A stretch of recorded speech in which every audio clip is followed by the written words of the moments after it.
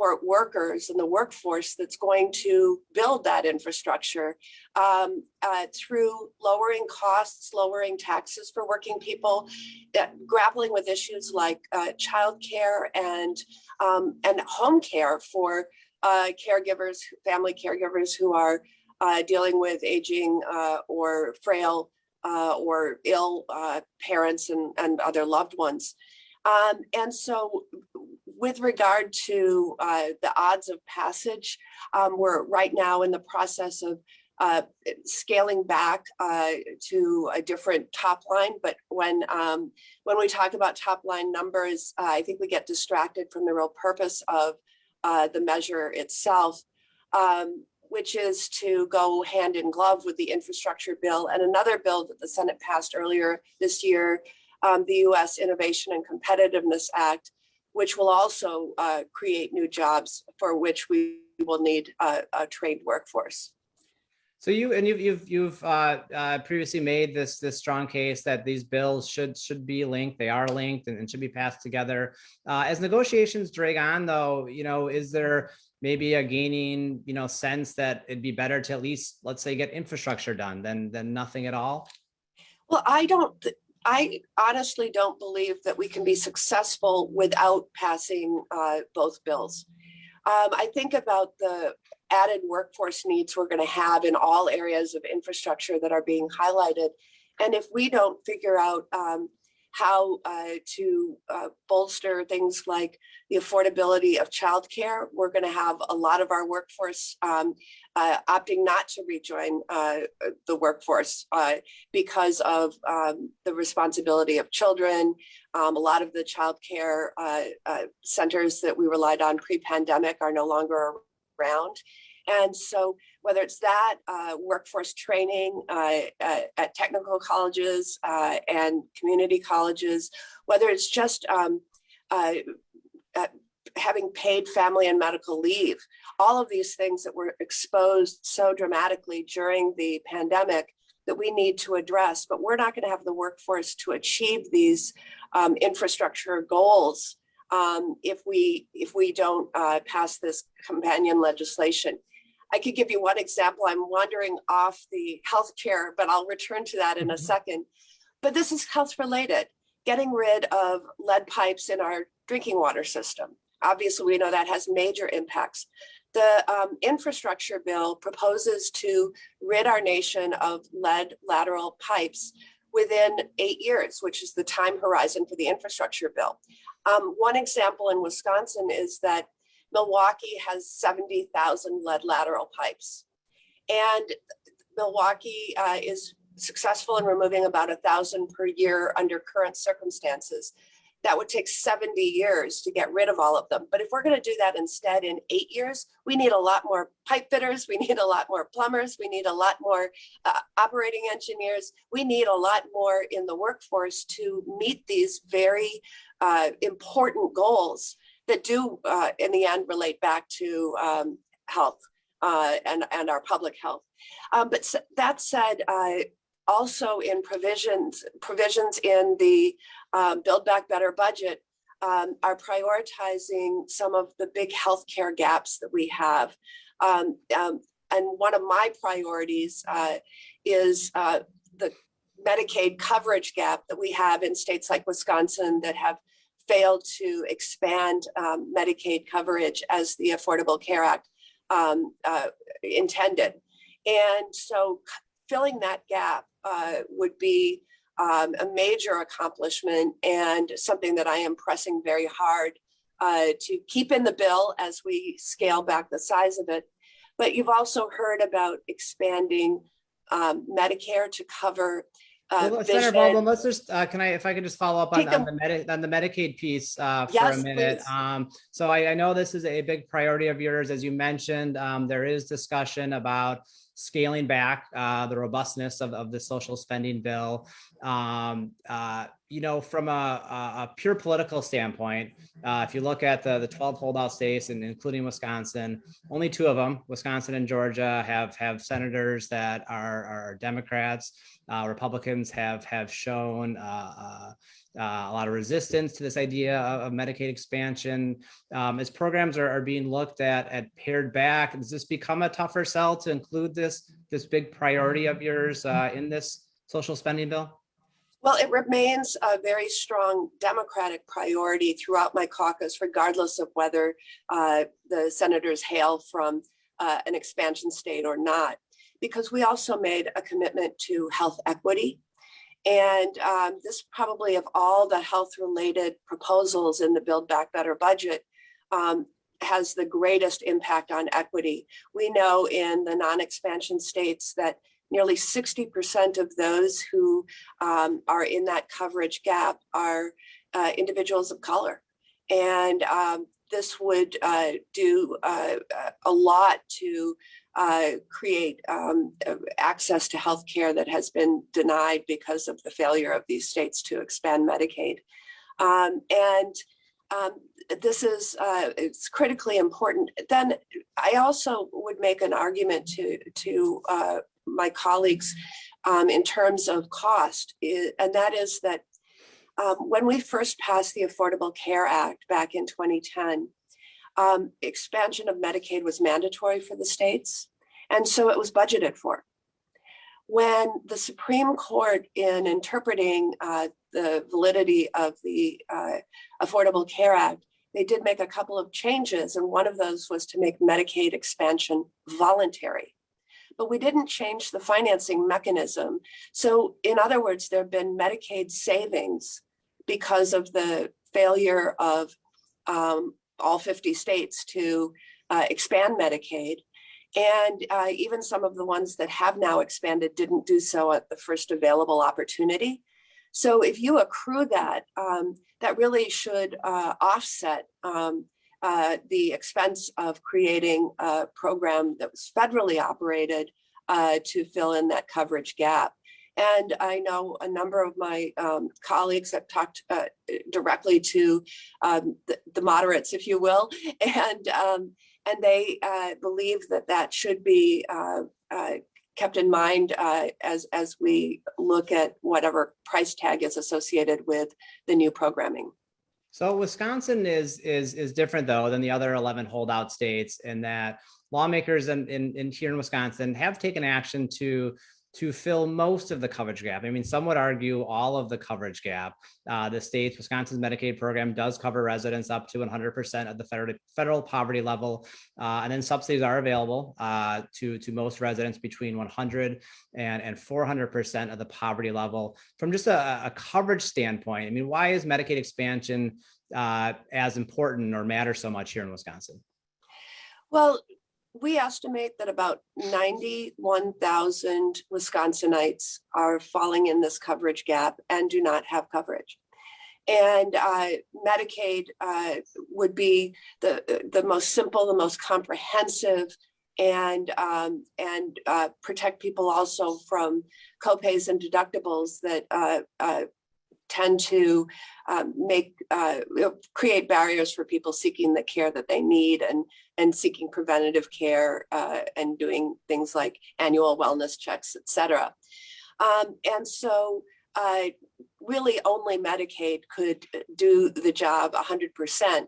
What we're trying to craft is something that is as close to Medicaid-like for this population in the coverage gap.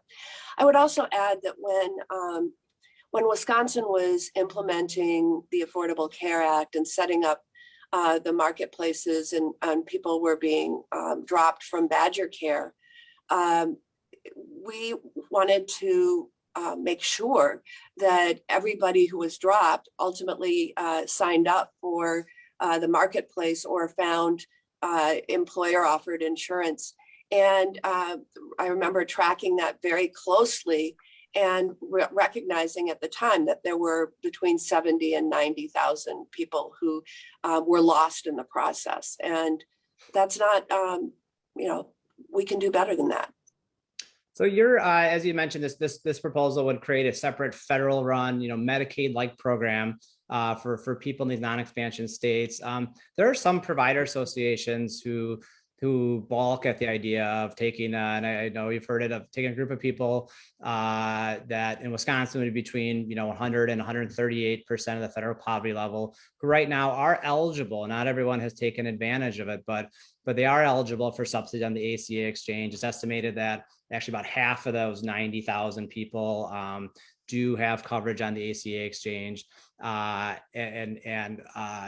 taking them and putting them onto a government program, which usually reimburses less than private insurers. Some say that actually could even lead to less access, because some of the providers would be less willing to take patients that are on Medicaid, which reimburses less than private insurance. I mean, how do you respond to that criticism of this idea?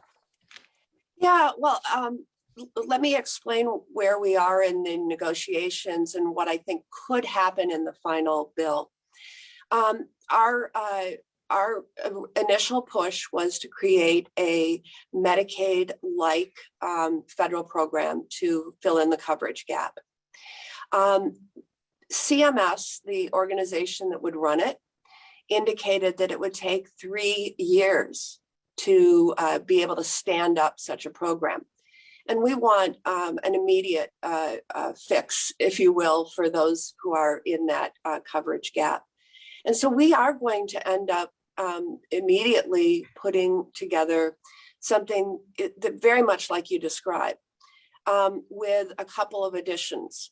So people who fall in the coverage gap, yes, they do get, they would qualify for tax credits to help with the premiums. We want to bring that down to as close to zero premium, because that's what Badger Care would be if they were eligible for Badger Care.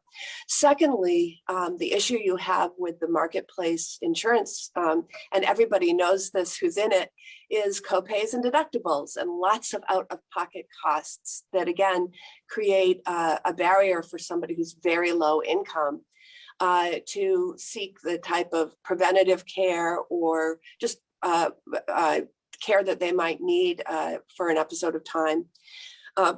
And so what we'll be able to stand up is something that helps defray as close to 100% of those out-of-pocket expenses as possible. And then for this gap of folks, there will be a couple of things that most insurance doesn't provide right now, like non-emergency medical transportation, that we will require those plans to cover to make it more, again, Medicaid-like. That's going to be stood up for the first 3 years. And frankly, if it works well, we may end up continuing in that vein over the long haul, rather than creating a new Medicaid-like program that CMS would operate. We need to see how it works as we stand it up. But I wouldn't be at all surprised if that's where we end up as our method of dealing with the Medicaid coverage gap. Excellent. So shifting directions a little bit, you've also, as you mentioned, been a big supporter of expanding Medicare, including lowering the eligibility age to 50. If Medicaid is expanded to these holdout states, coupled with enhanced subsidies for the Affordable Care Act, would it still be as important to lower the Medicare age or expand the Medicare program? I mean, I know you're a very big supporter of expanding healthcare access, but are all these coverage expansions necessary? I mean, what is your ranking on maybe which of these coverage expansions would be the most important if you had to do so? Well, my sense of the negotiations is that they are looking much more at the addition of vision care, hearing care, and dental care. And that will be the first, I mean, if you think about it, our sight, our ears, our eyes, our teeth and oral health, they are health related. And frankly, ignoring any of those aspects of our beings can lead to other health-related problems, frankly, that would require Medicare to cover. Why wait until something gets systemic? Take care of it and cover it as early as possible. And so I think it's wise to look at expanding Medicare in that way. And I suspect, as I said, that will be the first priority for those in the negotiations right now. So in terms of that, there has been talk of means testing for these additional Medicare benefits. Is something that, among others, Senator Manchin, who's become a key figure in these talks, has pushed for. What do you think about that? Is that, as we continue these negotiations, is that a good compromise to adding these additional benefits to Medicare? I think the best thing to go hand in hand is lowering the price of prescription drugs by allowing Medicare to bargain with the big pharmaceutical companies, to negotiate with the big pharmaceutical companies. Which so you're not a supporter of means testing for dental, vision, and hearing for Medicare? I would be very concerned about the slippery slope for making that, drawing that into the full Medicare program. It costs a lot of money to set up structures like this that don't currently exist. So I would oppose that. There's a lot of discussion about means testing in all sorts of areas that we're looking at, whether that's childcare or tuition-free community and technical college, et cetera. In some cases, and not necessarily Medicare, but in some cases, creation of the structures to do means testing will cost more than it will be saved by denying tuition-free education to people who make over $120,000 per year. You can create more red tape than is justified by what you'd say. So in any event, I don't think we should be means testing Medicare, especially when people pay in throughout their lifetime to the Medicare payroll tax. So you've also been, as you were about to say before I cut you off, you've also been at the forefront of allowing Medicare to negotiate drug prices. Yes. So critics argue that this could lead to less research and development by pharmaceutical companies. How do you respond to that? I mean, on the heels of these really almost miraculous developments with the COVID-19 vaccines, is now the time to potentially stunt any research and development?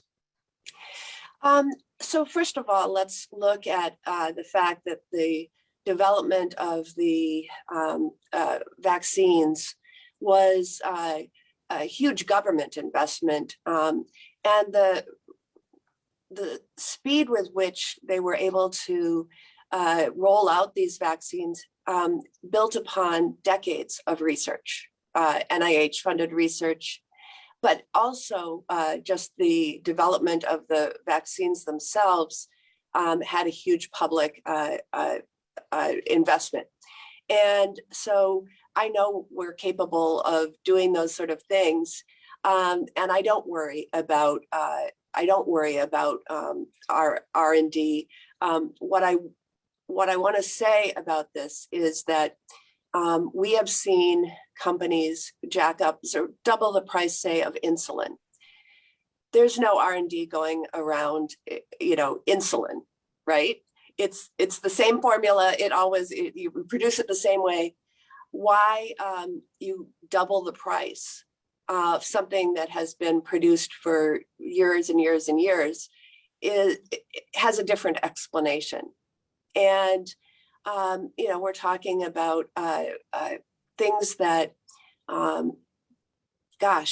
remember when the EpiPen doubled in price, and it was shocking to so many people who rely on EpiPens to save their lives in case of an exposure of some sort. So it is, this is something that every other industrialized country does. We do it on a smaller scale with success in the VA.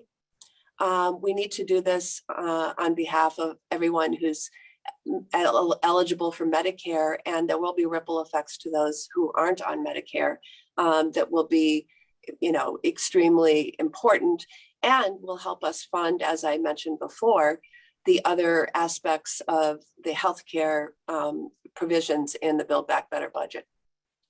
Excellent.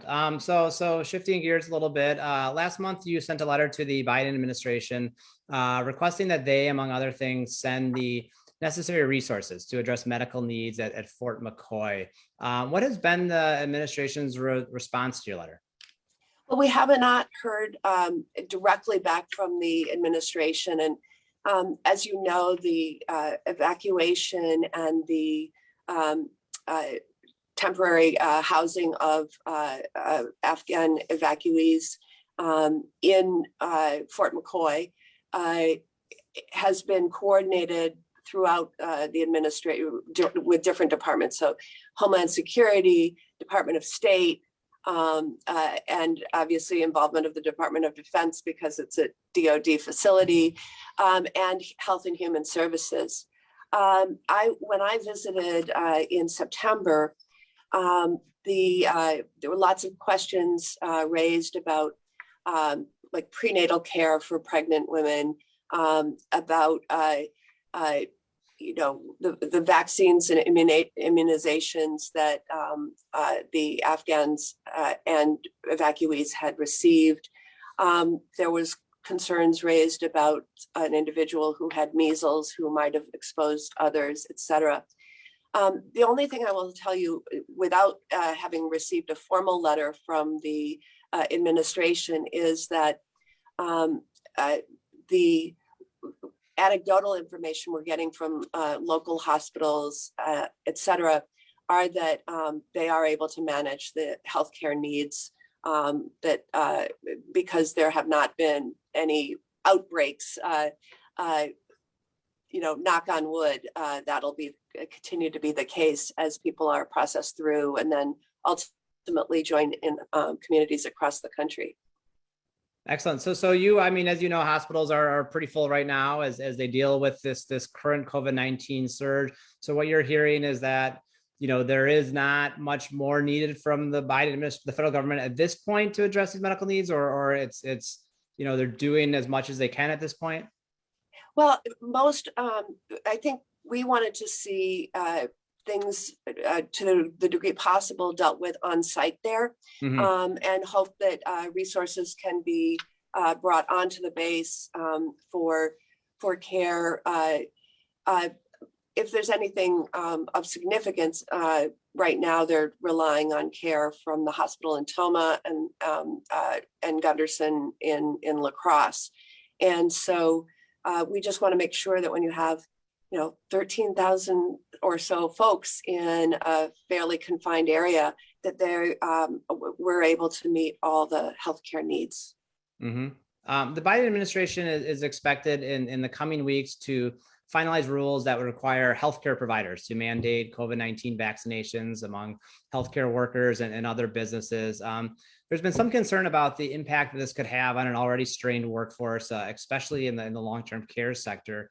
What's your response to that? Are these mandates the right way to go, do you think, to manage this? I believe firmly that if we're going to begin to see COVID-19 in the rearview mirror, that we have to promote vaccination as universally as at all possible. And I especially think about folks who do work in long-term care settings and the vulnerability of the patients that they work with, as well as the dangers of bringing COVID-19 into a long-term care facility, and the vulnerability of the people who are there, who usually are both aging, in some cases, not all, but have other underlying conditions that necessitate long-term care. I was just reading today a series about how age, or studies about how age is probably the biggest factor with regard to vulnerability, whether you're vaccinated or not. And so limiting the exposure for people who are unhealthy or older is just critical. You've been, you were pretty critical of the previous administration's response to this pandemic. How would you rate how the current administration is doing in terms of handling COVID-19? Well, the vaccine had just become approved for emergency use when the Biden administration was getting underway. And to go from,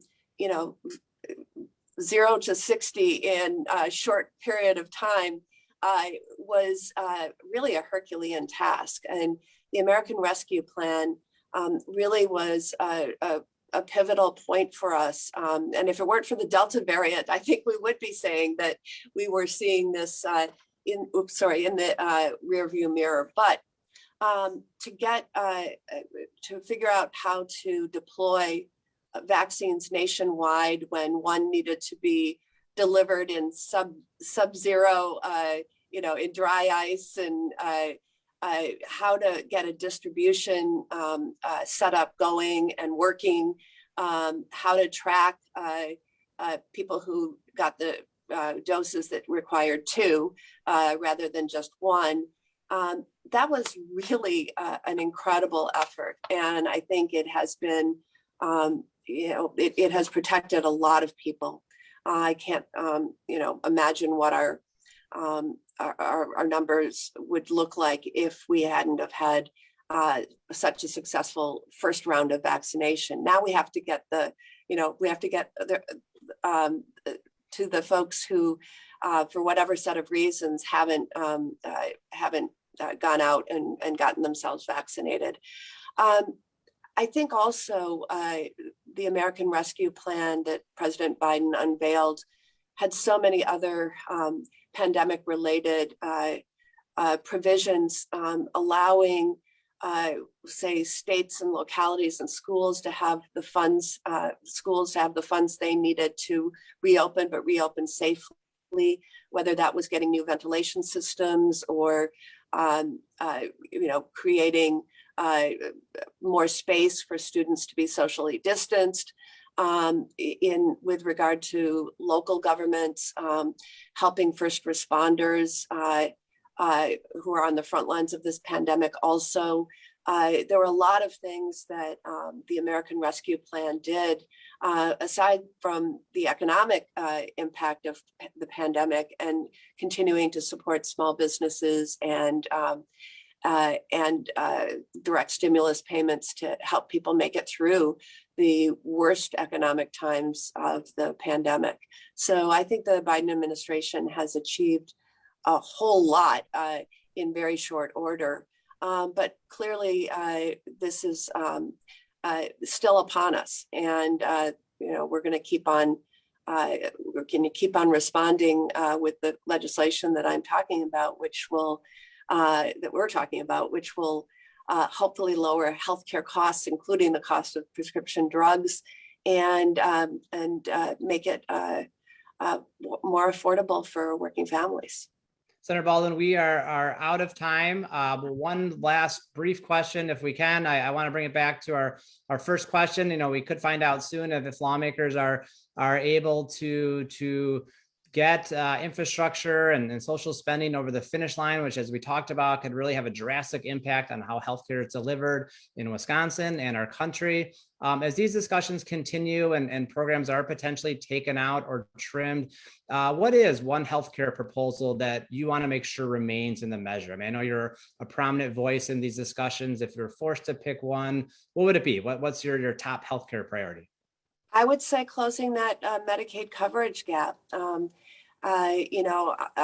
It's so important for both health equity, which is a huge priority, but just for the health and well-being of all of us. As we've seen through this pandemic, we're kind of as strong as the weakest link. And so coverage, and not only coverage, but coverage that people will use, right, to stay well, to maintain their health, as well as obviously dealing with health complications. Excellent. Well, Senator Baldwin, thank you so much. This has been a great and wide-ranging discussion. Thank you for your time and thank you for what you do. Thank you.